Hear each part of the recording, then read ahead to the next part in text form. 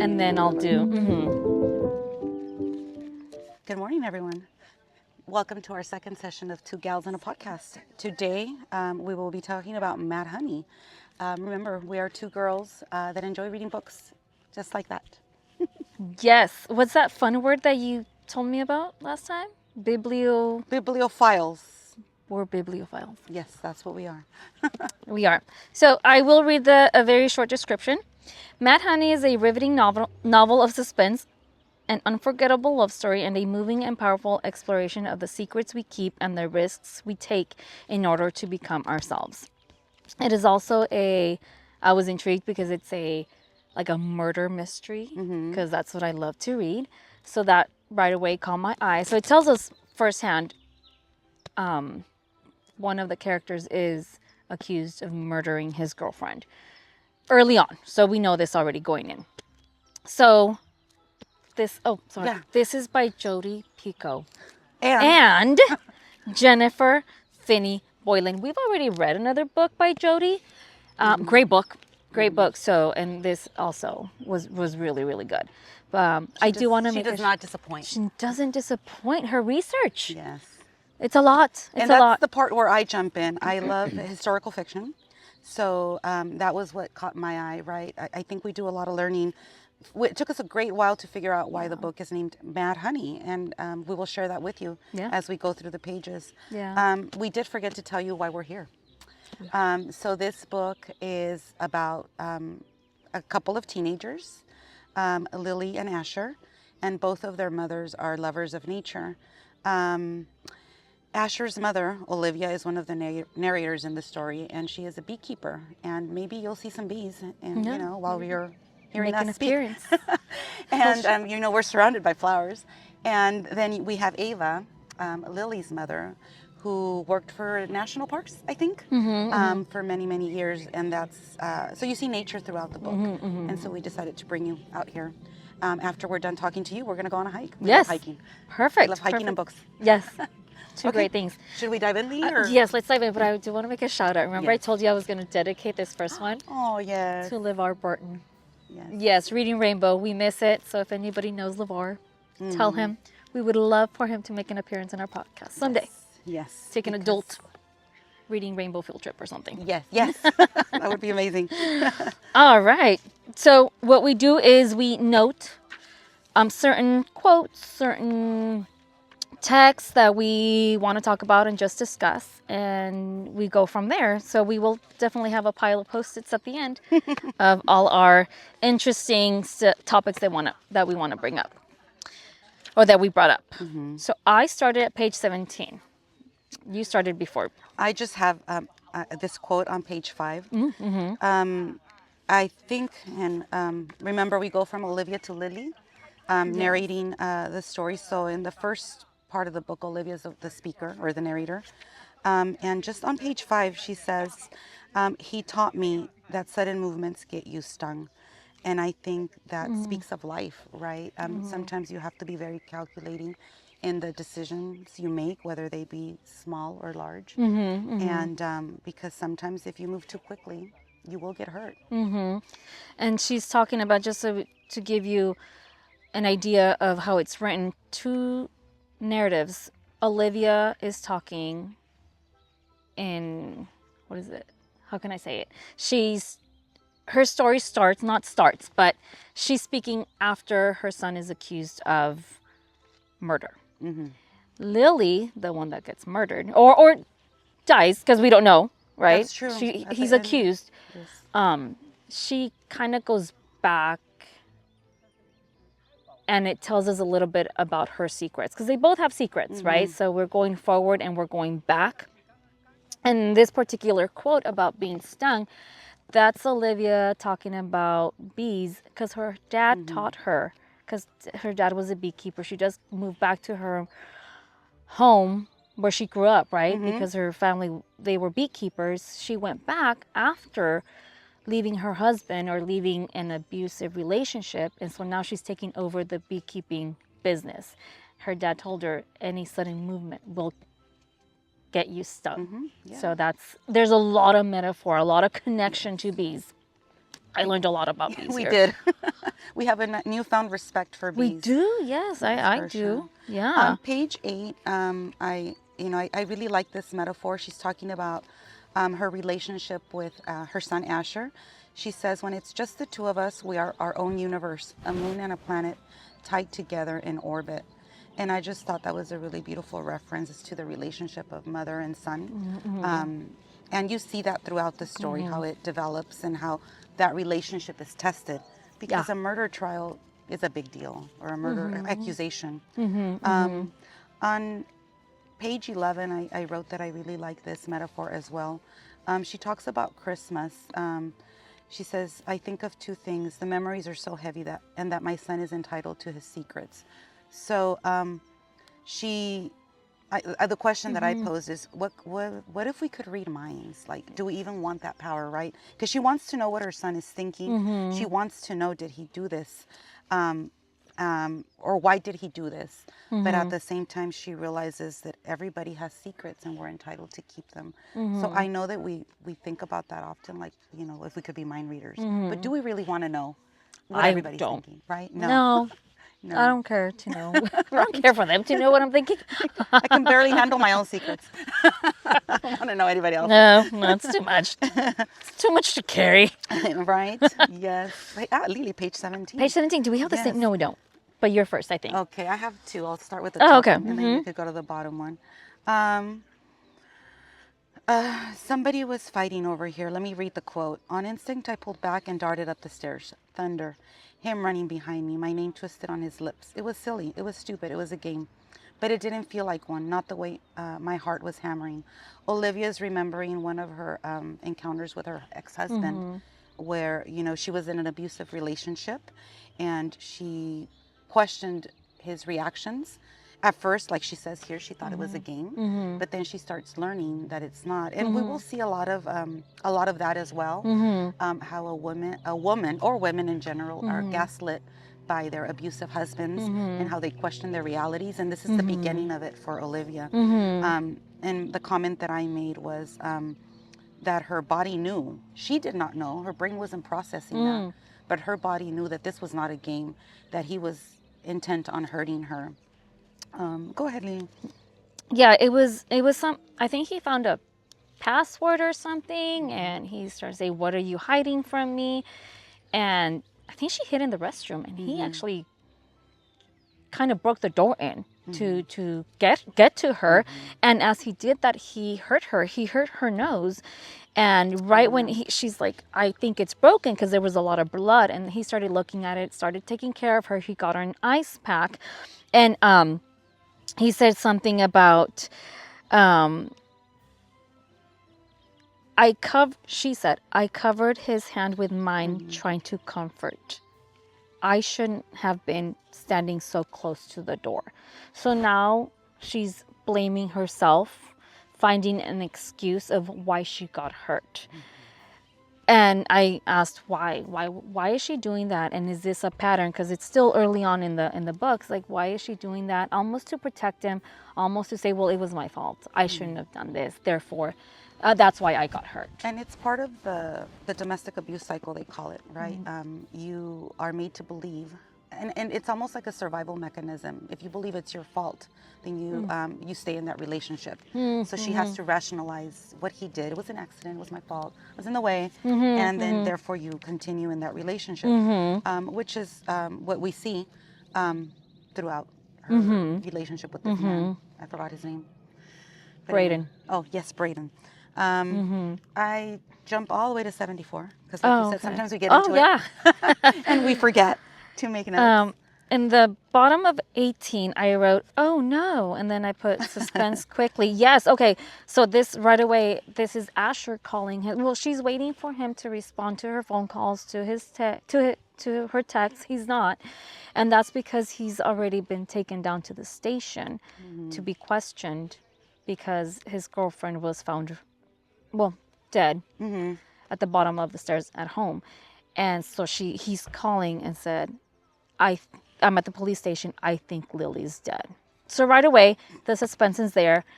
It's, what happened, right? Yeah.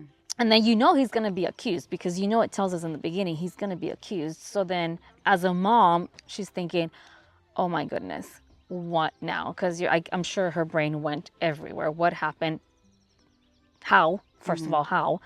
And so that's where the unraveling begins. The secrets start to come out into light. And honestly, throughout the book, I was like, well, could it be that simple? Is it really going to be him? Like, because we started the book thinking. But then as you start reading, you're like, well, it makes sense. It should be him. And you kind of go back and forth with all the plot twists thinking, maybe it wasn't, maybe it was. Yeah. And I have to say, when we get to it at the end, I was just like, really? Yeah, it did take a... Really? But we'll take you there. Yeah, no, it was interesting. And then that. Page 22, I wrote Lily's mom, Ava, she likes the outdoors.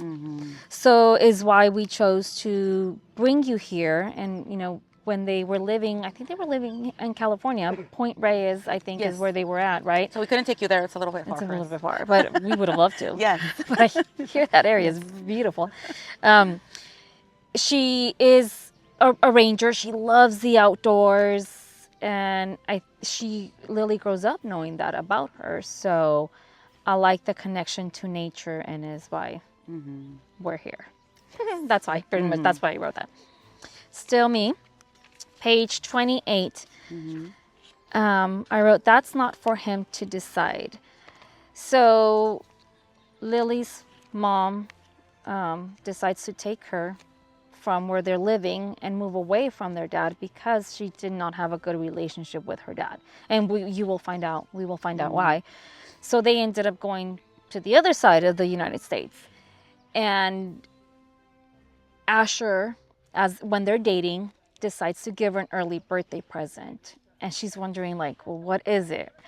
So they go a few towns away from where they're living, and they walk into a diner, and there's a man there. And she's stunned to see this man because it's her dad. A dad that she hasn't seen in 2 years. They moved away from him 7 years prior. I think it was 6 or 7 years before that. And so she's upset. She leaves. And he tells her, as he follows her and says, don't you think he deserves a second chance? Now, at this point, he doesn't know why she's acting that way. She doesn't know why or how their relationship became the way it did. But he says, don't you think he deserves a second chance? And she says, no. And I wrote, that's not for him to decide. That's not for him to say, you should give him a second chance, because he doesn't know. He doesn't know. He thought he was doing something good because he also doesn't live with his dad. So he feels like, well, let me do this for her, because he has a connection now with his dad, but his mom doesn't know this. So he felt like he was doing a good thing by bringing him to I her. didn't even realize the daddy issues in both characters until now that you're mentioning it. It's true. There's definitely daddy issues, and it, caused by different situations and just the way the teenagers react. Like you said, what they long for, what they want, the rejection from the fathers. Definitely a theme that we may continue to explore as we are going page by page, because that's what we do. Page by page. Page 51. This is, I wrote, I've never thought about that, but kind of cryptic. But so this is in Massachusetts, right? Is this the setting? It's snowing. Yes. It's snowing. It's December, January, but it's January, right? Or it's December, I think, when she died. Close to Boston, yes, because she would sometimes drive to Boston. Yeah. I don't know when it was. Yes. It was snowing. And they're attending her funeral, and the question come up, like, well, is she going to be buried? And then it goes back to, well, remember when Grandma died in January, we didn't bury her till April when the ground thawed. So that's something like, I never thought about that. When it snows, what happens? I didn't even catch that. Yeah. That's interesting, yes. So we're spoiled in California. We are. Sunny, but the sun, I feel it is coming out. It'll be here. But yeah, they hold on to the body until it's ready to be. And how sad for those families that have to wait for that Yes, closure. that is true. Unless they're cremating her, but they also they don't know yet what they're doing to Lily. He's just there and is But you're right, that's a long out time of to sorts. wait. That's a long time to wait. Yeah. So it was just side note. I think you're before me. 74? Okay. I put nature versus nurture. Asher, I tell him, this is Olivia speaking, you're the one who gets to decide who you're going to be. You don't have to be like your father. And, right, how much of it is genetics? How much do you inherit? We know, you inherit physical traits from both of your parents. But when it comes to your personality, your character, how much do you get genetically from your parents? And I think Asher is very, and even Olivia to some point wonders, is Asher like his father? Because, he is accused of murder. And so she begins to wonder, is my son capable of the violence that I know for a fact his father was capable of? Yeah. So that haunts her as a mother. She wants to believe in her son, but, she has to also remember that he is Asher's son.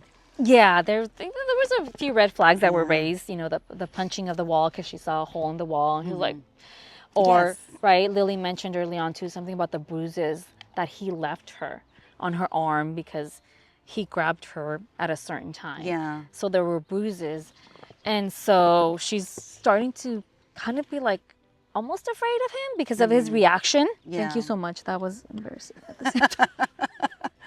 Things happen. Yeah. Yeah. So, and I don't remember.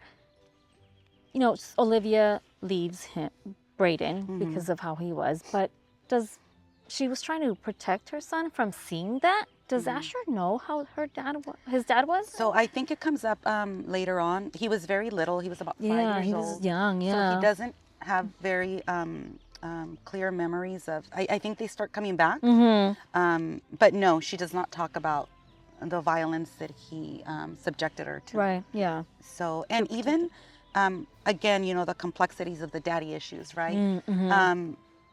He believes that Lily's dad might have changed, that he deserves a second chance.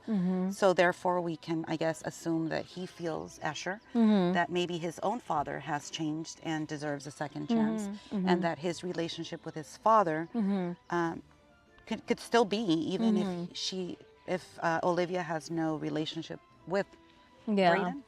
With Brayden. Brayden. So you mentioned the red flags, and on page 81, I did say there's something mentioned about that. Asher, the hole. You mentioned the hole on the wall, and how that makes her wonder. Right? Is he going to be like Brayden? Yes. But yeah, that was the only one. Sorry, I thought there was more there. Yeah. On page 81, do you have anything else before page 81? So on page 81, I wrote something about co-parenting right before that. Brayden and I do not speak for a good reason. You were asking.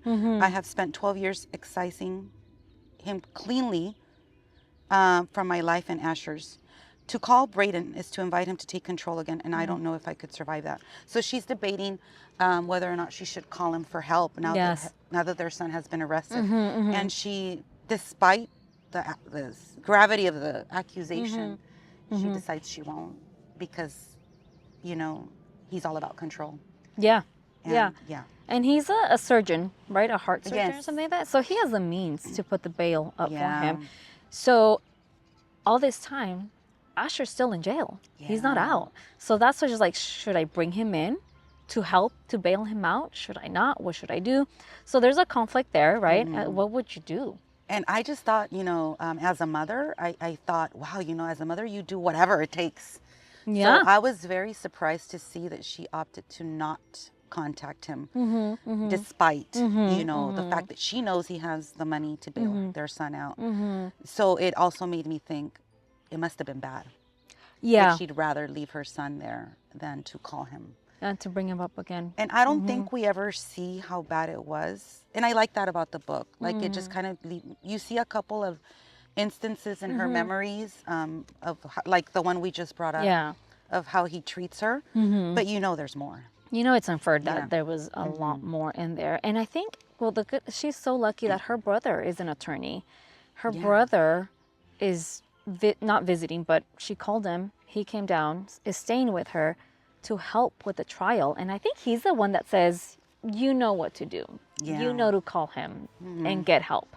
That's true. But she's still very bitch. Like, no, I cannot. And on page 100, do you have anything? Page 87, I just wrote, the legal system is scary. You mentioned she had her brother's support, and even then it was scary. She says, I am shaking so hard that without his arm around me, I could have collapsed. As Jordan shepherds me into the courthouse, I realize he never answered my question about bringing Asher home. So this is her brother holding her together. And even then, you know, she's a wreck. You said 100, right? I have a couple more things before that. On page 92, at the end of the page, there's some gaslighting going on. Maybe Brayden was right, and this was all my fault. So she does call him eventually. Reluctantly, I made myself look him in the eye. I got distracted. I said, swallowing, it was an accident. I'm sorry. Oh, no. This is a memory. His eyes were stains of spilled ink. I love that metaphor. His hands framed my shoulders for a moment, a blessed, hopeful moment. I thought he would forgive me. Sorry isn't going to undo this, Brayden said, and he threw me against the wall. Oh. I think this is the time she accidentally spilled some wine on him, and they had to leave because he was just so embarrassed. Oh, it was a dinner party or something, right? Yeah. What page did you say, Lee? 100? Yes, let's go to 100. Oh, I think it's the same one. Go for it. So I just wrote how sad shouldn't it be the other way around? And she's still talking about Brayden, probably the same incident. And she says, no, wait. Shouldn't it be the other way around? So she's talking about how the happiest, oh my gosh, where is it? Do you have it? Well, I'll read this and maybe it'll Yes, trigger your it's the memories. same one. God, I was stupid. I saw what I wanted to see until it got too hard to justify what was right in front of me. And even then I blamed myself. So again, the gaslighting. Yeah. I forget.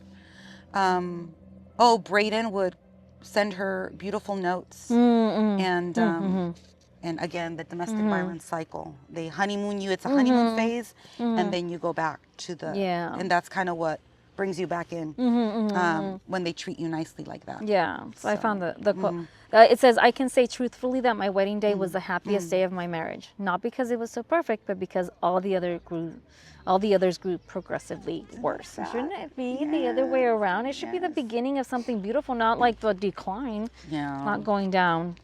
That is. So she definitely endured a lot. I have a lot on the next page, 101. The relationship between Jordan and Olivia, I thought he's older than her. Jordan is her brother. Yes. Yes, older. So Jordan just says, I'm your brother. I'm 10 years older than you are. I was supposed to take care of you. So he's battling his own demons because his sister did not ask for help. And so he's glad to be here to help her this time. And again, it reminded me of my own kids who are also 10 years apart. And just how that age gap doesn't necessarily mean you're not going to have a close relationship. But she tries to remind him that domestic abuse is very complex and full of shame, and that it's not that he wasn't trustworthy or that she didn't feel that he would be there for her, but that she was just full of shame and she didn't want to admit what was going on. Further down on the same page, I just wrote that I loved this metaphor. Olivia says, I am shivering and I know it's not because of the cold. I feel exposed, flayed open. I am the wound that never healed. So sad. I think at this point, this is when she actually tells him everything, right? That she went through with him, because he didn't know much about it.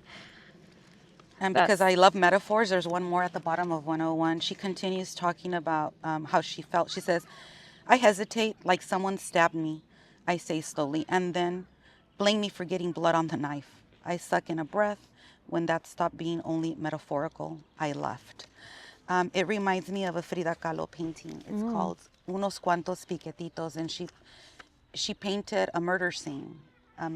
Man murdered this woman, I don't know who she was, we assume it was his partner, that it was a romantic relationship, and he stabbed her many times with a knife. Wow. Yeah. So it's, you know, it's a societal problem, and you see it everywhere. You see it in wealthy families, you see it in poor families. And we'll see it in our next book when we'll tell you about Before We Let You Go Today. It's just, did we see it in our last book? Not really. No, not thank like goodness. that. Yeah. We don't want to establish a pattern, but, you know. Who knows? Who knows where the next book will take us? 102. Let's see. I stare up at him. I remember how when I was young, he would pick me up at school. Everyone else had mothers who came, or the occasional father, but I was the only one with a brother old enough to drive. It reminded me of my son picking up my daughter. Sorry, sometimes I get personal. That's okay. And I loved it. I just, yeah. Page 107. Okay. My shield was missing. Now he is the one holding me. I pull Asher closer and repeat what I said 14 years ago. Let's both be brave, I whisper.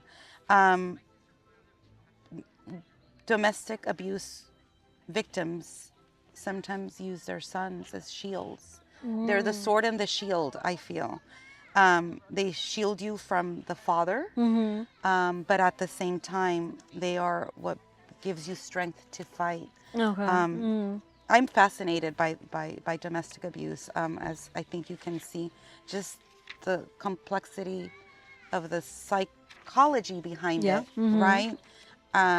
And I think these writers do a really good job of capturing it. So that's kind of why I keep bringing it up. I think it's very, like you said, very educational. We learned about bees, and we learned about many other things. 116? Yes. The silent treatment is another strategy that the abuser uses. And I'll just read the quote. I told Asher flat out that I would not let him see his father, and that he was still young enough for it to be my decision and not his. Olivia lets out a long breath. He stopped speaking to me for 2 weeks, and 2 weeks is a long time when you're the only people in the household. So Asher does this, and to me this was a sign that maybe Asher is going to be like his father, because he's engaging in these toxic behaviors. And again, we went back and forth, right? Did he do it? Did he not do it? And that for me was one of the things that made me think he might have been that type of a person. Even though he didn't really, they left the dad when he was young, he's showing that behavior. I think nature versus nurture. Right. Is it something that even if you don't see it or you're around it, is it already innate? Is it gonna happen regardless? Yeah. 120. Okay. I said sometimes that's not enough. This is when Lily was talking to her mom. There was something, and she said she didn't try to cheer me up or tell me that I was wrong. I think I was a shattered thing that could never be put back together. She didn't actually tell me anything for once. She just listened. And sometimes that's all you need, for someone to be there and listen, not to give you advice, not to give you their opinion or their own personal narrative, but somebody to just hold you and listen. And sometimes that's enough. That's great advice, Lily. I hope everybody takes it. So just listen sometimes. Sometimes just listen. Listen to us. Nobody wants to hear your opinion. Just listen. So sometimes your opinion does not matter. Yes. Just be there. Yeah. 123? Yes. I just loved how she talks about sisterhood. Is underrated, and I agree, Lily. Sisterhood is important. It is important. It's what gets us by. I wrote, having a support group of girlfriends. I think this is where she's talking about Maya, this great friend that she found when she came, Lily, to this town. She felt that La Maya took her in right away, and she's talking about how she didn't really have that before in the towns that she lived in before. It's true. She was betrayed by the people she thought were her friends, which we will, I think, see a little bit more ahead. 139, unless you have something before. No. I wrote something about the glass half empty and half full. Selena's son. Selena is Jordan's wife. Oh, yes. And she says, it's a lot to take in, she admits. I've had my whole life to learn it. and you've had 5 seconds, but maybe while you're counting all the ways this could go wrong for Asher, you can also count all the ways it's already gone right. She pulls back, holding my shoulders. She's talking about how her son is white, and she doesn't have to face issues that Selena and Jordan's son will face because he's half black. So I thought that was a really good way to turn it around, the perspective, right? Like, think about the fact that your son is white, and already he's ahead of the game. She doesn't even go much more into it. No. And honestly, she doesn't need to. No. I mean, yeah. She's right. Like, we tend to look at the negative, and she forgets that her son has Jordan. And a team like Jordan and Selena is defending him. And in this way, things are going right. Yeah. She doesn't have to pay for a lawyer. Yes. It's pro bono. Pro bono. It's his own uncle. Yeah. He's still being objective. He doesn't want to know if he did it or not. Yeah. He's just trying to be there and give that reasonable doubt. And I think he says that a lot. Oh, yes. We're I here love that. to give reasonable doubt, because he says, I don't want to hear if you did or not. I don't want to hear it. We're just here to provide that. We learned a lot about the legal system as well. Yeah. We still don't want to be involved. No. We just want to learn from afar. Yes. 159? I have 158. Okay. And this is why is she still blaming herself? We have, of course, communicated through lawyers during and after the divorce. This is Olivia talking about how after that she doesn't communicate. It's just through the lawyers after the divorce. With Braden. The marriage was a mess. I have never faulted Braden for his responsibility to Asher. Every month he does send an alimony check and child support. So she doesn't fault him there as being a father. And it says, if anyone is at fault for being less than transparent, it's me. This is where she goes to him. Actually, finally, after 4 months of Asher being in jail, she goes to him and says, he's in jail. He's accused of, and he gets mad. Why didn't you tell me? But she says, this is her fault for not being transparent. So it's like she's still blaming herself as to why she didn't come forward to tell him. I mean, we know why she had that, I'm not going to tell him, right? But it's almost like in his presence, she cowards down and says, well, I didn't because of this, that or the other. And you bring up a good point, right? That trauma. Well, she said it earlier. She's never going to heal, right? Yeah, something about facing this man. Just, takes her back. And on 159, she says, she's talking about Braden. I don't realize he's come around the desk until I feel the heat of his hand on my shoulder. I think I bookmarked this because, like what we were just saying, right? He still scares her. Just the idea of his proximity is still something that triggers her after all these years. Yeah. 206? I have a few things on 174 here, a couple things. This is, I think Maya, her friend, takes Lily somewhere out in nature. This is, you remember, Lily is going back. And so she's with Maya. I think she's mad at Asher, right? She's mad at Asher for bringing her dad to see her, and she got mad, right? So Maya doesn't know what happened, but she's like, trying to give her advice or something. And Maya says to her, Lily says, and she puts her hand down on my wrist. She doesn't know it, but underneath my cuff right is where she's touching me is a proof. And it tells us early on that she used to cut. So she has some cuts there because of almost to hide what she was going through, right? And she says, you're not the only person to be sad. Sometimes I think if you're not really sad in this world, you're just not paying attention. And I just wrote, that's beautiful. Yeah. And do you agree with that? I was thinking, I'm like, do you have to be sad? Or like you said, if you're not sad about certain things, are you just like an ostrich with head in the ground? You don't see what's happening around you, right?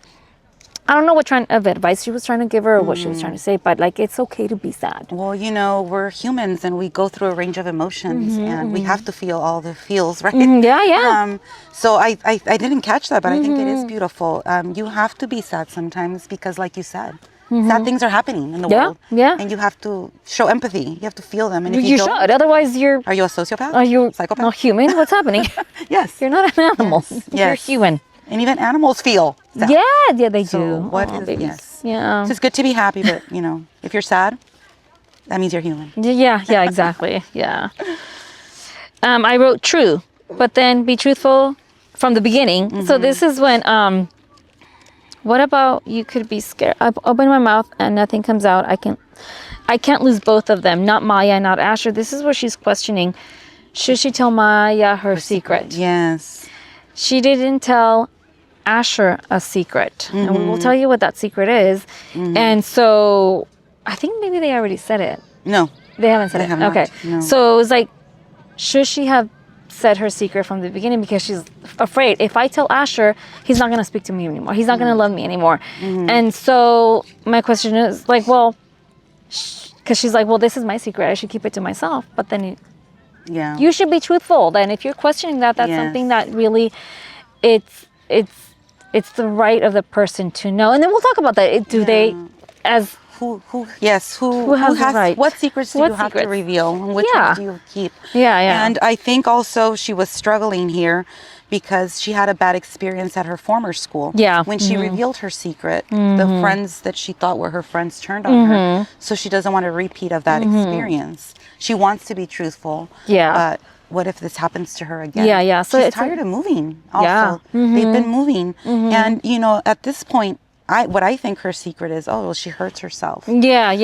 And she doesn't want people to know that, and that's why she's hiding that she cuts herself. Yeah. But I never really thought about why is she hurting herself. Yeah. Or we think maybe it's because of her dad. We know that she has a severed relationship with her father, but we never expected what we found What was out. coming. It was quite the secret. Yeah, on page 177, dun dun dun, right?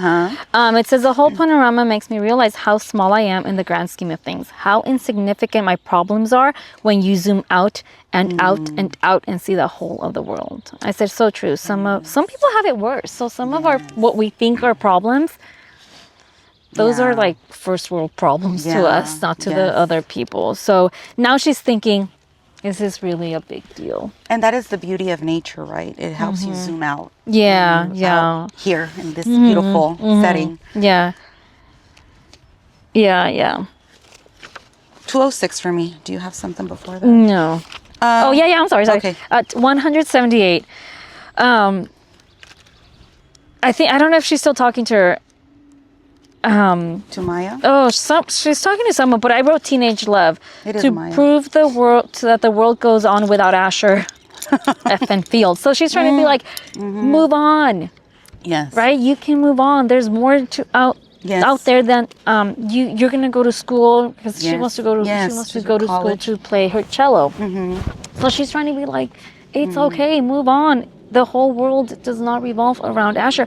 But I just wrote teenage love. When you're in high school, your first love is your first love, but then I thought back now that I'm reading that she moved from different schools that made her feel like she couldn't be herself. This is the first place where her friend Maya made her accepted her, and Asher loves her, and to her, like, this is pretty much it. Asher is her person. This is what she's been waiting for.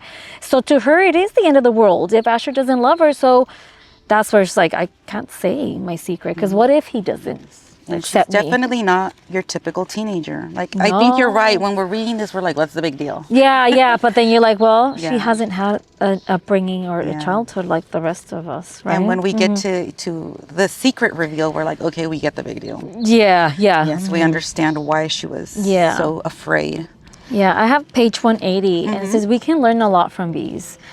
People think of a beehive as a monarchy because there's a queen, but in reality, a colony has a hive mind. Knowledge is shared, opinions are offered, decisions are made collectively. Oh, I love it, Lily. I did not bookmark that one. I need a t-shirt that says that. Yes. Right? Because I think that's important. Maybe we'll start wearing t-shirts every time we do this. Yes. I know earlier it's like some people's opinions don't matter, but you know what? In certain situations, everyone's opinion should be taken into consideration. Well, I don't think you said that they don't matter, but sometimes you just need to just keep it to yourself and just listen. Yeah, you don't have to have an opinion about everything. You need to have the wisdom to know when to give an opinion and when to just be quiet. Yeah, but I like the collective perspective of you know how it's put here. With bees are very wise, and these are just bees. Yeah, but we can't be here without the bees. Yes, so we're bees. And they save their sting for very important. I mean, if only we could. Yes. Imagine if we could not sting only once and then we would die. And we would die. We would be very nice people. We would be very nice people. We would be a very nice society. Yeah. Okay, go on, Lily. Where are we going next? 184. It says, I'm guilty of this. It says, and this is when they're in the courtroom because it's courtroom drama also, and you know, the reporters and everything is out in light, and maybe the secret is out. I don't remember it, but it says, by tomorrow, everyone reads a paper or watches the news will assume Asher is the villain. I am guilty of this myself. Every time I read a negative movie or book review and decide it's not worth the trouble of making up my own mind, people believe what they are told. So this is, I think, Jordan is afraid of, you know, the jury's going to be tainted and see him as a bad person, and right away say, yeah, he did it. And this is true, you know, when we read books, I read reviews on Amazon. Like, is this worth it? But Richard doesn't read reviews because he wants to form that own opinion on his own, right? That's true. So that's important too. I'm so guilty of it. I would say, how many stars do you get? But, you know, also, you got to think back, who are the ones writing this? And were they paid to write this review? So, you know, everybody has their own reading taste, and I have to remember that. Like, I might like it, and that's okay, and somebody else might not like it, and that's okay too. So I'm going to guess that by this point, the twist already came out. I don't know. Should we wait and see? Let's wait. Let's wait and see, because Yeah, because that way they'll stay with us. Stay with us. Yes. Stay with us to learn this They twist. won't leave us. Yeah, don't leave us just yet. Let's see. On page 197, I said we change or our circumstances changes, and I think this is Olivia talking about how she has changed from when she was younger, and I think that's true. As we get older, our circumstances changes, right? I don't know. What do you think? Do they change us for the better? We would hope so, right? We would hope that we learn. I know that when I talk to my students, we talk about the word wisdom and how we tend to associate it with somebody that is older, but it's not necessarily always the case. Some older people are quite foolish. I know some of them, actually. And then I've also met young people that are very wise. Do experiences give us wisdom? Maybe for some, not for others. Some people just continue to keep, you know, their foolish ways. So it's definitely, in her case, I guess, you know, it was for the best. But I think we make a mistake when we think that we are wiser in our older years. Not everyone. It's life, I guess, and how you make sense of it and the decisions you make. And like you said, the experiences, also the people that you meet, right, True. along the way. True. They and might the change. books you read, people read books. I mean, really. Yes. Again, I don't know, but they so kind of made us wiser, right? Yeah, I feel educated. Well, you'll see why. Page 207. 206 for me. Okay. The question that Lily's asking her mom. Can I ask you a question, Mom? Would you rather be invisible or be able to fly? So I want to ask Lily the same question. I think it comes up a lot. And I would say, I always say I'd rather fly. What would you say? I think I'd rather fly to get to some places faster.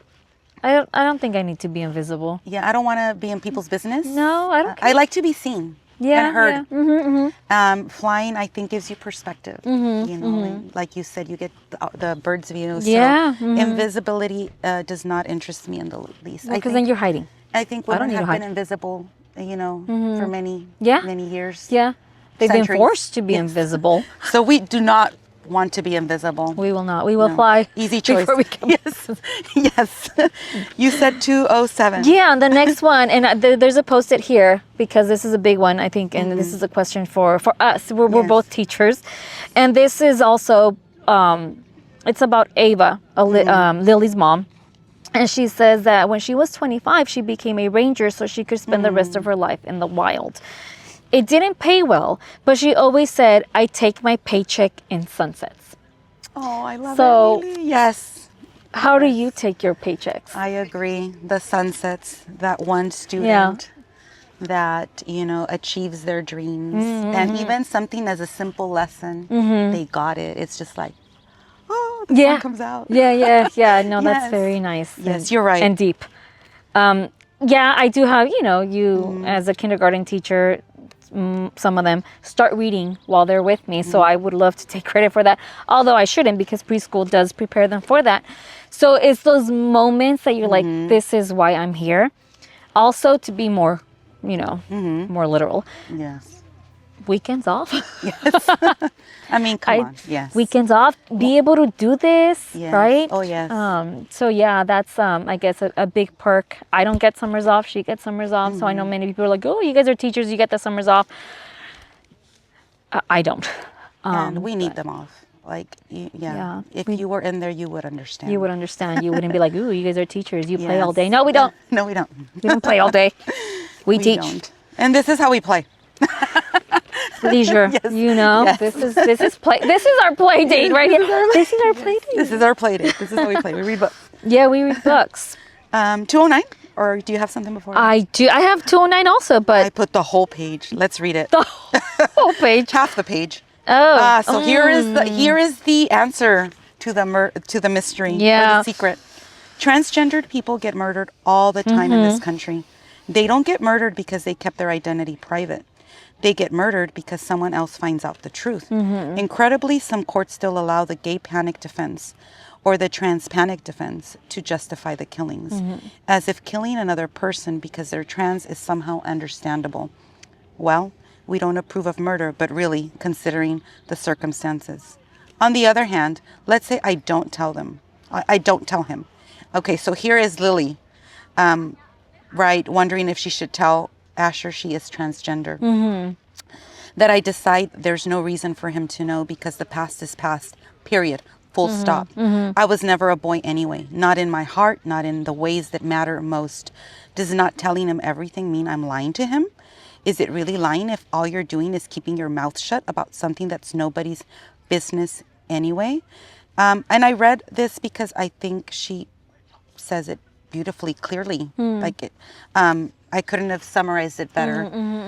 This is her internal debate. Does she tell Asher or not? Very complicated. And in the courtroom, we won't know as readers if Asher knew. So it already happened. So it all, yes. Yeah, so in the courtroom, I think it was the Emmy testifying, the cause of death and all that. He does testify. She did not have any reproductive organs Yes. because she's transgender. And it was like, Everybody, yes, is like, what? that was a big twist. We, obviously, the summary did not tell us that. So it was a big twist. I read it first before Araceli, and I'm like, get there faster. I want to talk Yes. about this because it was like, I didn't know what to do with myself. Who do I talk And to? I was like, I have a job like you, and I need to work before I read. And I'm like, Yes. So I wanted to talk about it. So yes, at this point, because she is going back, that's her conflict. And this is in the courtroom. Automatically, people are like, Asher must have known, and that's why he killed her. Yeah.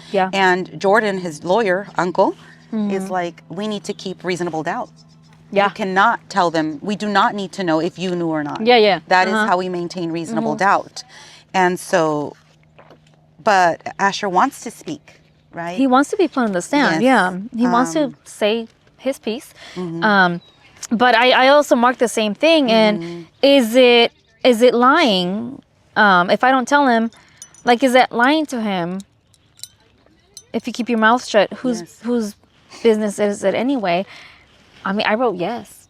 She is lying to him. And, there's certain secrets, right, that you keep. But to me, personally, I feel like this is a big one that's something, you share with your partner, right? Because And how much have we shared all our secrets with our partners?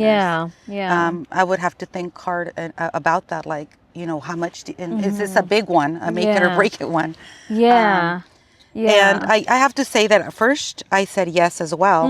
But then, as you start hearing her voice more, you start wondering, and I even had this conversation with other people, and I think the wisest answer I heard was when speaking to Asher, when Lily would speak to Asher, that Asher should have said something like, if you don't accept the person, it's a you problem, not their problem, but you as that you're not evolved enough emotionally to accept somebody that was born one way but does not identify that way.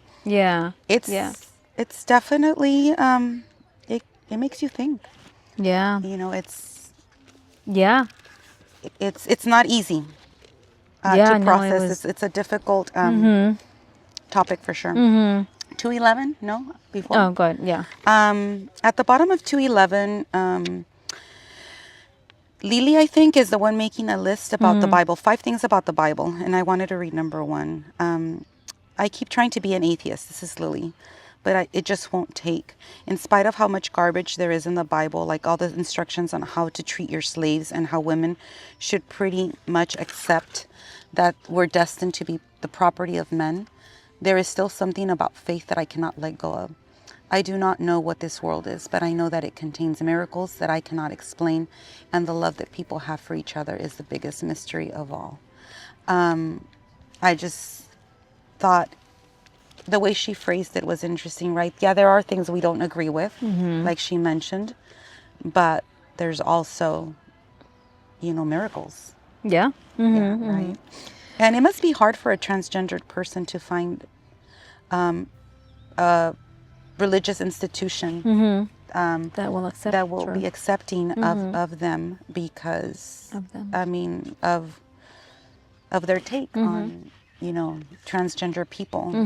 So how can you make peace? I wasn't surprised that she said she was atheist, because why wouldn't you be if you're told that God does not accept you, accept you, and that you should embrace the sex you were born with, because that's how God made you. And again, we don't have answers. We're just talking about what we read. It's definitely hard to have answers. 216. Yes. I don't understand my writing, but I'll just read what I not being openly trans, whatever that means, hasn't been some crazy plot of mine to deceive people. It's just been the fact of living every day. So I thought, that brought up the idea. Some people think that trans people are intentionally deceitful. And I like the use of the word, because it's not that she is trying to lie to people. It's a survival mechanism, right? Because when you tell your secret, you're bullied, you're humiliated, which I don't know if we're going to talk about that later, but that's what the friends, quote unquote friends that she had, did to her. So why wouldn't you keep quiet? 218? I think we have the same thing. I think still, Lily, I don't think it's an invisible chromosome or the inability to get pregnant or anything else that makes people so cruel to transgender folks. I think what they hate is difference. What they hate is that the world is complicated in ways they can't understand. And I think that's so true. People don't like to not understand something, therefore they're not accepting of it. And I underlined the next part, so I'll read it. Gender isn't simple, much as some might want it to be. The fact that it's complicated, that there's a whole spectrum of ways of being in the world, is what makes it a blessing. Surely nature or God or the universe is full of miracles and wild invention and things way beyond our understanding, no matter how hard we try. I just thought that, that's interesting. An interesting way to put it, right? It's not just male, female. It's a whole spectrum. And nature is a mystery, and God's creation is a mystery. And we keep finding or learning new things. Even though we've learned a lot as a human race, there is still so much to explore. Not just outside of the planet, but within our life forms. So, I again, the way they explore this topic is really well done. And I was telling Richard on the way here, I read the review. It was definitely about, somebody being accused of killing the girlfriend. But then I told him, do I feel deceived because they did not tell me this was going to be a transgender issue book? Ah. Right? And did they do it intentionally?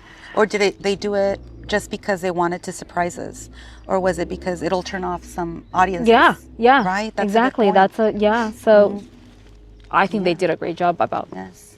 And right now we're living in a time where books are being banned. Yes. So, maybe it's wise not to put it on the book description. Because is it going to get pulled automatically? Yeah. Because it talks about this topic. Yeah. Right? Yeah, no, I thought. There's so many layers. Yeah. So many things. Such a big book. So I'm 232. Yes, me too. Oh, the same one. Mine's upside down. I don't know. So go for it.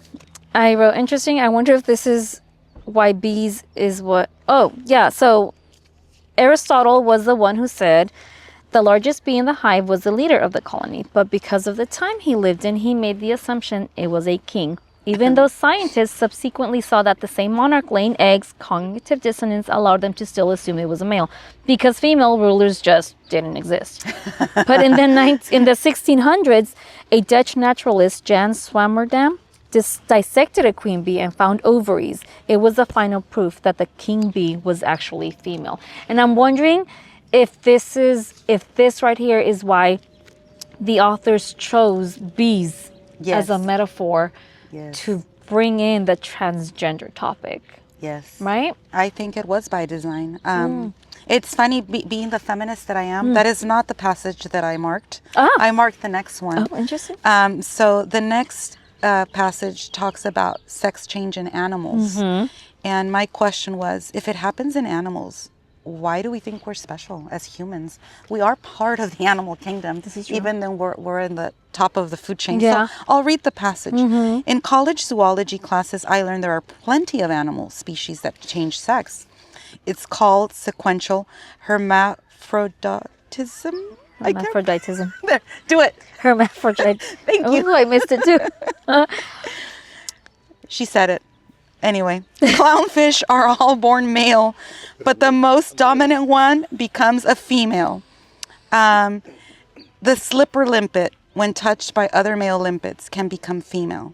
Male bearded dragons can change sex while still in their eggs if exposed to warmer temperatures. Interesting. Spotted hyena females have what look like penises and have to retract them into their bodies for mating. Coral can go from male to female or vice versa. Reed frogs spontaneously change sex in the wild. There's a bunch of animals. Like, why are we so shocked Right? that it happens in humans? Right? That's because we were not educated. Yes. I just learned about this when I read it. So that means these women did their research. Yes. Okay. So. But yeah, I think this is why, because I was like, there's a lot of stuff about beekeeping and bees, and I understand. Yes. 235? No? Me too. And you put a heart, I wrote deep. Okay, go for it. If you want to understand something, you first need to accept the fact of your own ignorance. And then you need to talk to people who know more than you do. People who have not just thought about the facts, but lived them. And that's what we do through books. Yes. And I think was this Olivia? This was Olivia. Because in the town that they live in, there's Edgar, I believe, who's trans. I think he owns like a music shop, right? And so I think the whole town knows about him. And so she decides, knows about her. Sorry, Edgar. They know. We're ignorant and we're learning. Elizabeth? Yes. No. Born. Lizzie? Yes. Edgar, and now is Elizabeth. Yes. So she decides to go to Elizabeth. I hope it's Elizabeth. Yes. Lizzie, Elizabeth, yes. To talk to her and get more insight about transgender, because I think she wants to understand Lily. Yes. Because now Lily is dead right now, but she's, her son is on trial, and so she's questioning this, and so I thought it was very interesting. Yes, I think especially when you're educated, you think, oh, I know so much. Yeah. But there's more. I don't know where I read this quote. No matter how much you know, there's always more that you don't know. Yeah. So there's always room for growth and learning, and we need to be humble about our knowledge and our ignorance, and just keep learning. And so this is what she accepts. Like you said, she goes to formerly Edgar, now Elizabeth. Everybody knows that Elizabeth is transgendered. Elizabeth has earned respect in her community. She was not able, like Lily, to get all the medical treatment. Yes. Because Lily totally looks like a female. Yeah. So it's obvious that Elizabeth was formerly a man. And like you said, Olivia is trying to learn more about what Lily went through, because she clearly can't talk to Lily. Yeah. So she finds the next person that she feels is close, went through the experiences that Lily went through. Let's move on. I have page 37, 237. And this is Elizabeth saying, I was not born male. I was born a baby. Oh, yes. Yes. And I was like, wow. I spent my whole life fighting my way to the truth. She glances at me. Lesson 1. And then AFAB and AMAB. Assigned female at birth, assigned male at birth. Or better yet, trans man, trans woman. So you were both born, I correct, quieting my voice, transgender. So she was very quiet about it. And Elizabeth says, lesson number 2. It's not a curse word. You can speak up. And lesson 3, you should know what they say. If you've met one trans person, she smirks, met another trans person, what's true for Lily might not be true for someone else. So like you said, Elizabeth didn't go through the whole surgeries, right? Like surgeries, Lily has a great mom who very supportive, and she went through the whole transgender, she went through the surgery. The surgery, the hormones. The hormones. That is why they moved away from her dad, because they sent her to an all-boys school. Oh, yes. She was showing signs of not being a boy, so she would get bullied. They would drag her across the ground, and because she insisted on having long hair despite being in this long all-boys school. hair. She went to school with polish on her she nails, polished her and nails. that's the day that they called her and said she cannot come back until she's. Oh, and she was blamed, yes. For Yeah, being she was treated blamed. the It was way her she fault. Yes. And so the dad was so upset. Mom was away for a few days because of work. Dad went home, tied her up, Yes. cut off her hair. And when mom got home, that was it. Took her away from there. And then she went through the process. She went through the whole surgery. So you really don't know she had any male parts, right? And I like how you see both extremes. I don't know if that's the right word in terms of how a parent reacts. And I have to say, in all honesty, it got me thinking, how would I react if one of my children told me that? And I didn't really explore that because I figured, what's the point? They're both adults. And it doesn't seem like they would. But, you see the father and his toxic masculinity. And in his way, in his own twisted way, he's like, no, you're a boy, I'm helping you going through this. You're confused. You're my champ. Calls him champ. Yes. Play sports, I'm here for you. So in his own way, he's loving his son, and he is trying to redirect him because he feels he's confused. And then there's a mom who goes through the other, I don't know, for lack of a better word, extreme in terms of how supportive she is, which I don't think happens with a lot of transgendered people. Do they really get that kind of support that Ava gave Lily, where she moved across the country to give her daughter a second opportunity, a third opportunity at a beginning in a life where people would not know she was transgender, invested all her money, resources into getting her surgery, hormones. Like, that's a lot of, a lot of support also. And I'm sure most transgender people don't get that kind of support, sadly. But so many themes to it. So many. 241? Page 238, I said, I feel educated. And Elizabeth is still saying, being gay or straight, says Elizabeth, is about who you want to go to bed with. Being trans or cis is about who you want to go to bed as. And I said, oh. Yeah, I had to read that a few times because I was like, wow. It's like they are really educating you to really understand what transgender is. There's like a lot of definitions. It depends on who you ask. You know, the loud voices in the social media tell you Yes. this, and that's, if it's all negative, that's all you hear. And I think right? especially for, I want to say we're the older generation. Yeah. And if we haven't been around transgendered people, it's, Yeah. you know, it's hard to understand. Like for me, the quote that you read, you know, I was born a baby. That makes so much sense. Yeah. You teach babies that they're a boy or a girl. Babies Yeah. are not born knowing that. They don't know. And so that really captured it well. What's the adults in their life, right? Yeah. Pink for girls. Yes. And blue for the boys. And these are the toys, that you play with. So they're already conditioned to be and think a certain Play the role. way. Yeah. And then it's a long stretch because I just kept reading. 250 for me. Is there a right or wrong answer? The question is, if he hurt your mom, why do you want to be a part of his life? This is Lily asking Asher. And I thought, yeah, should you be a part, should you have a relationship with your father if he hurt your mother? So I just thought, you know, that's a very legitimate question. And should he have that relationship with his father? Do you forgive? Do you try again? Yeah. And his answer is, he's still my dad.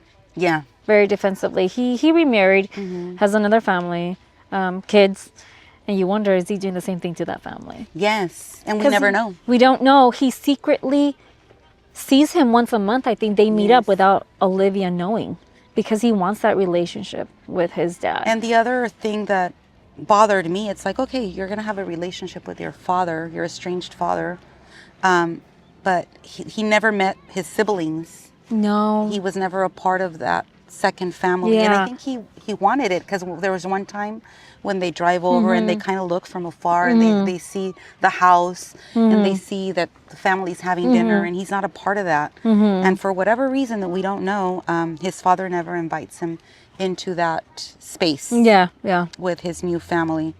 So on page 262, Lily, I just wrote that I love this metaphor. Okay. I am not a body at all, that I am a floating free above myself like the human cannonball, and that after a lifetime of being chained to the earth by my own flesh, I am unbound. So yes, we are a body. I mean, I don't know what people feel about the afterlife, or if you think there's life after death, let us know. But, you know, Isabel Allende put it really well. She says that when we die, our soul leaves our body, and our body's just a shell, and our soul joins the collective universe. I think that's a beautiful way to look at it. Like there's more beyond life here on earth. And when I read this quote, I thought, yeah, you know, these are just bodies, and sometimes the soul, in the case of transgender people, does not match the body, right? Oh, and that is the struggle. That's their conflict. That is the conflict their internal conflict that they deal with. They don't feel right in their own body. Let's see, what else do we have here? It's cold up. Oh, I know we get a little breeze here. Page 302. In the 300s. Am I still before you? Yes. Do we mean it? What does it say here? We're with the bees. I peel off the queen cage so I can set it aside. Then I overturn the crate and dump the bees into the empty hive. They explode around my face in a cloud of agitation.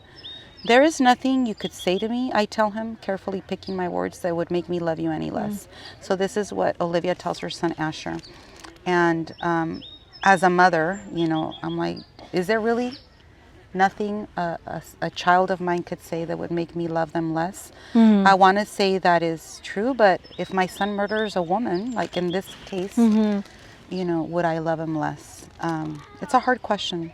And, you know, that relationship with her son, like what's it going to take for her to love him less? Yeah, and then it goes on to say, if Asher were to confess to me that he was fighting with Lily and things got out of hand and she wound up dead, I would still defend him.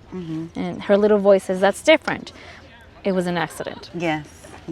So justifying if he in fact did it. In the next page, I wrote another hard question. There is no set of rules that dictates what you owe someone you love.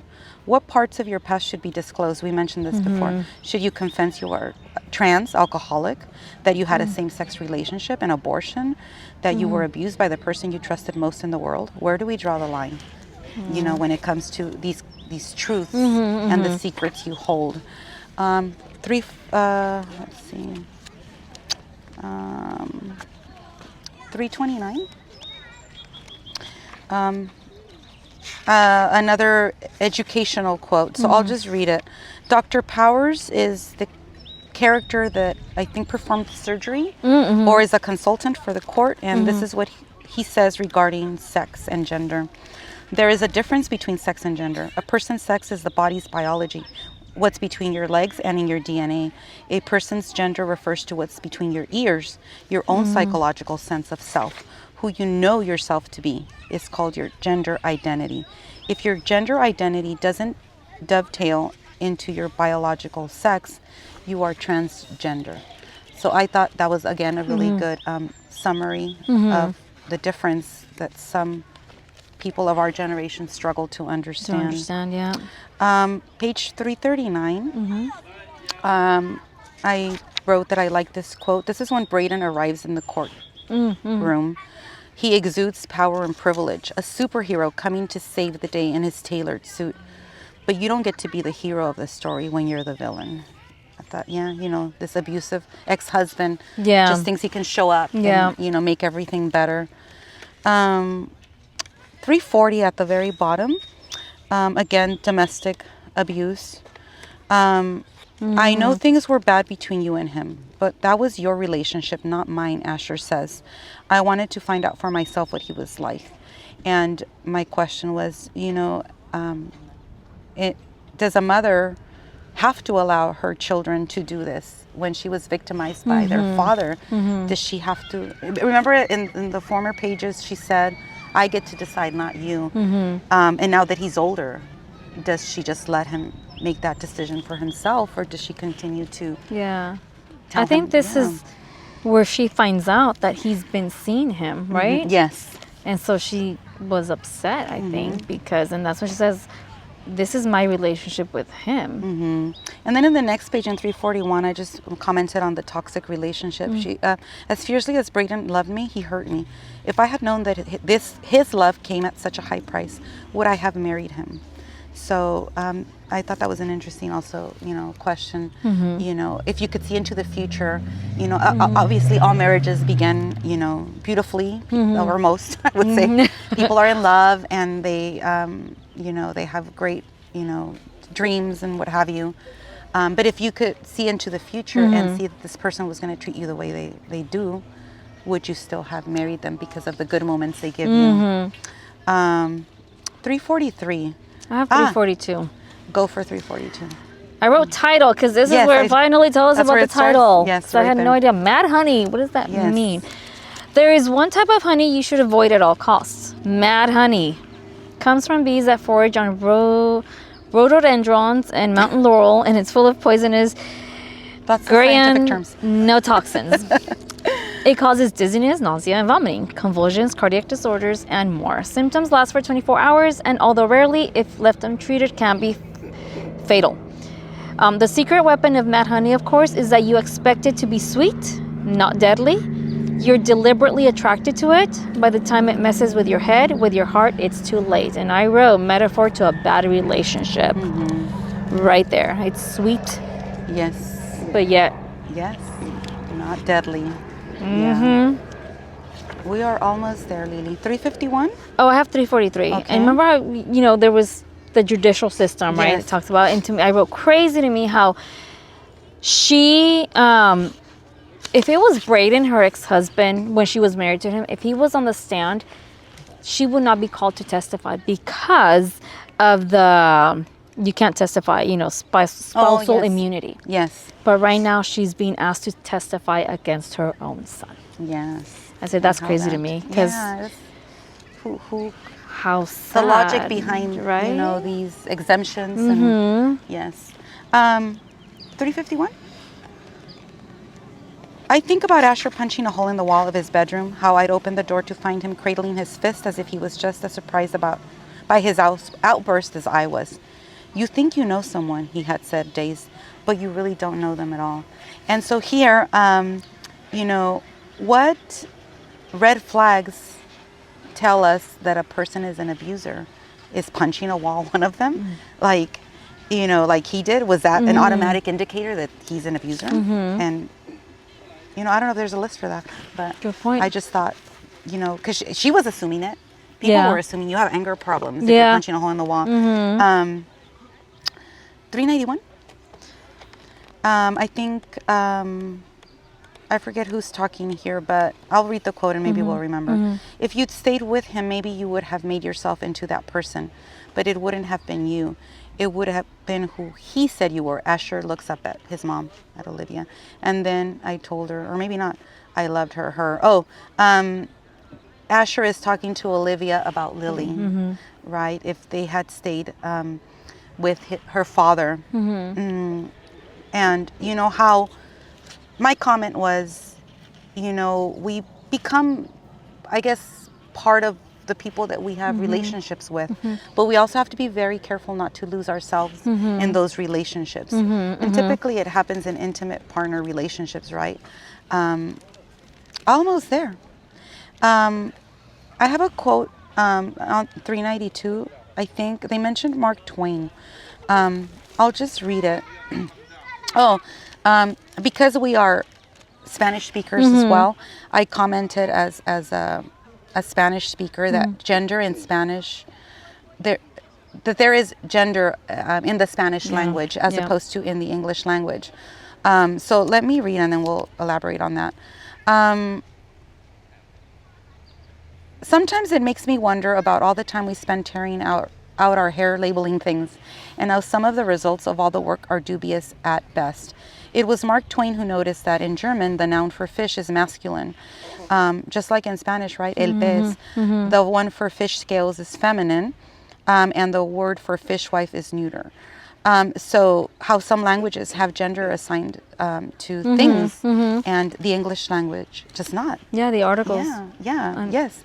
El and la, but in English it's just la. And my final quote, 420. What does it mean to be a woman? I wrote.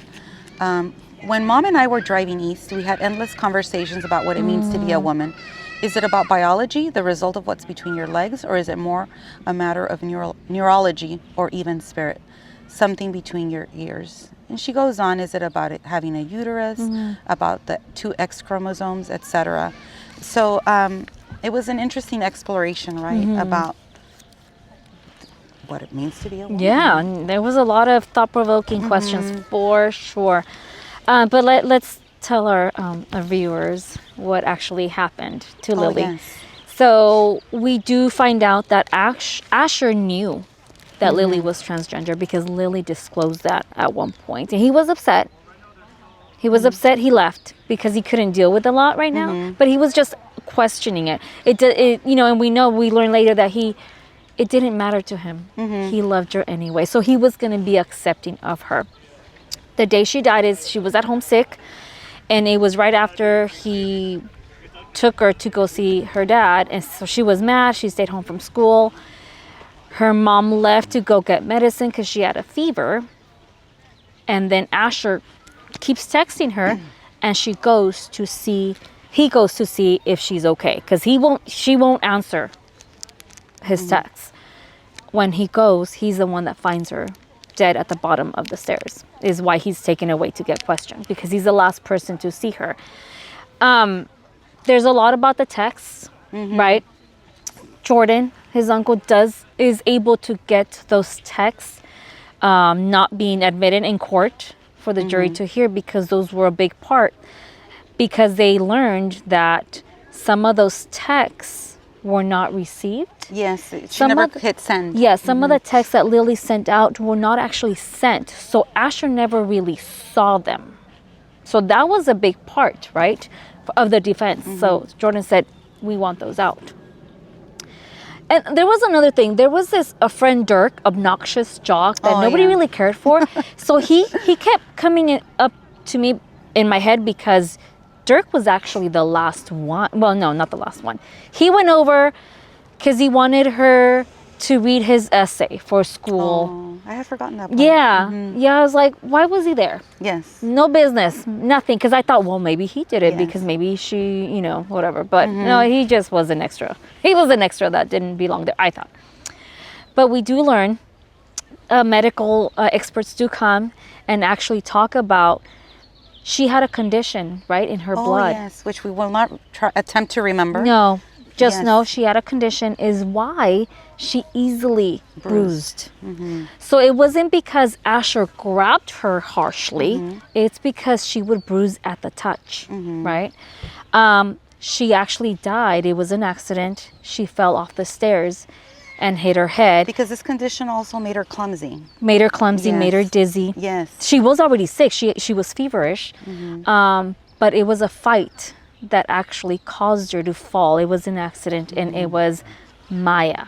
Yes. I don't know if, sorry ladies, the authors, I don't know if I was very happy with that ending. Yeah. The best friend isn't really a best friend. She's a jealous best friend. Yeah. Who was in love with her ex-best friend. Yeah. with Asher. Yeah. And resented this closeness between Asher and Lily, and went and had an argument with her. Yeah. And they had a struggle, and Lily fell to her death. So the real killer, by accident. I guess, was Maya. And Maya never saw her day in court. They never did. No, they didn't accuse her, right? They never. Yes. I don't know what it was. I forgot what it was. I think they just said maybe Ava was like, I'm done, I'm leaving. She left. It was very sad to see her go without her daughter, the daughter that she fought for so much. She left the town. But I think I would have preferred to not have known what killed her. But I was just disappointed that it was Maya. I don't know what you think, dear reader. The jury, the jury did find Asher not guilty. Yes. So that was a big win for them, right? I mean, say big win for mom, because mom gets to have her son back, but not for Asher, because he still doesn't have Lily back, right? He still loved her no matter what we learned. So yeah, the end when I was like, Maya, I could have seen the little, she was jealous of Lily because they were friends for so long. We were surprised, I think. Yeah, I think, We didn't expect Maya to have done this, but it was just very cliche, I guess. Yeah, at the end it's kind of like, oh, there goes another best friend. a twist, right? Yes. An unexpected twist, but we still loved it. We still loved it. We Yes, loved it. we It didn't take recommend over it. the whole book. It happened at the end, at the very end. And she actually gave herself up because she went over to see Asher after she was put on the stand. And was saying, I saw bruises on Lily's arm. So she was one of the ones that actually didn't help his case. True. And she said something about, you shouldn't have been there. She texted you saying this. And Olivia stopped and said, what did you say? So she's the one that she's like, it was an accident. And so she came forward and said what actually happened. So otherwise, a really good book, a lot of drama. Mystery, plot twist, very. And let's tell them about our next book. Yeah, so Jodi, that you can read it. Jodi before. and Jennifer, thank you so Yes, much for this. yes. We enjoyed it. So let's for educating us. educate us. I mean, really. Yes, be prepared with our next book. That way you can enjoy the conversation with us and know exactly what we're talking about. Yeah. So this one we came across by coincidence. Lily mentioned it to me. It wasn't on our radar. Remind me how you came across this I book? came across this one because you mentioned another book by Cristina Rivera Garza in Spanish. And so when I went to look for it, it's nowhere. Nobody has it. The libraries don't have it. But there is this one, same author, also in Spanish, but we're going to read it in English because it's what I found. Also a Liliana. I don't know about this, Liliana. but I feel like, yes, I'm being neglected. Yes, next one we're going to find Araceli. Liliana's Invisible Summer. So this is going to be the next one we're going to be discussing and talking about. So if you want to be... So let me add a little bit to that. When this Lily mentioned this book, Liliana, my daughter told me that her college professor gifted her the same book. So I just thought that was quite a coincidence, and I'm like, yes, we have to read it. Yes. So please join us. I'm almost done with it, It is a tearjerker. It is, the writing is beautiful, and it's a different type of book from what we read before. We're looking forward to our conversation with you. Yeah. And before we say goodbye, Oh, yes. you know, take a look at our post-its. This is us right here, our Until next discussions. time, fellow readers, until next time.